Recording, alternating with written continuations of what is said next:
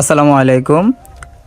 আমরা খান্দুরা গ্রামের আপনারা দেখতে পাচ্ছেন, এখানে আমাদের অনেক মুরব্বী, আমাদের আপনজন, আত্মীয় স্বজন, পাড়া প্রতিবেশী, গ্রামবাসী, আমাদের আরও অনেক পীর মায়ের শায়েখগণ, অলি আল্লাহগণ এখানে শায়িত।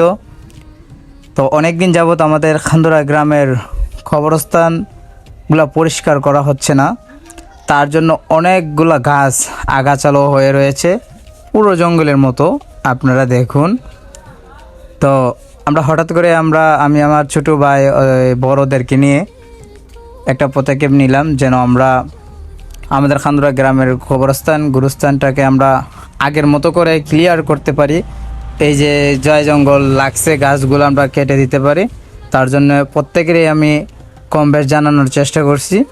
তো আমাদের যেহেতু ইচ্ছে ছিল শুক্রবার আমরা করব, তাই শুক্রবার দিনটা বৃষ্টির জন্য আমরা করতে পারি নাই।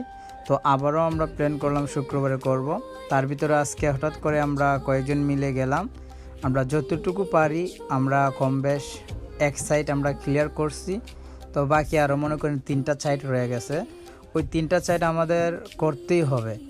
তো সেটার জন্য ভিডিওটা করছি, কাউকে দেখানোর জন্য নয়, শুধুমাত্র উদ্দেশ্য একটাই, যাতে করে আমি আমার গ্রামবাসীর মুরব্বী, আমার ইয়াং জেনারেশন যুবক ভাই, তাদেরকে আমরা মিলিত করতে পারি এবং শুক্রবার সকাল 7 তারিখ আমরা যেন আবারও গুরুস্থানের যে 3 অংশ রয়ে গেছে আমরা সেটা সম্পূর্ণ ঠিক করে ওই আগাছাগুলোকে আমরা কেটে ফেলতে পারি, গুরুস্থানটাকে সুন্দর করতে পারি।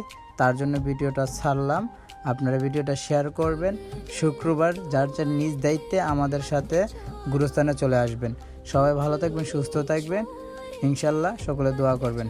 আসসালামু আলাইকুম।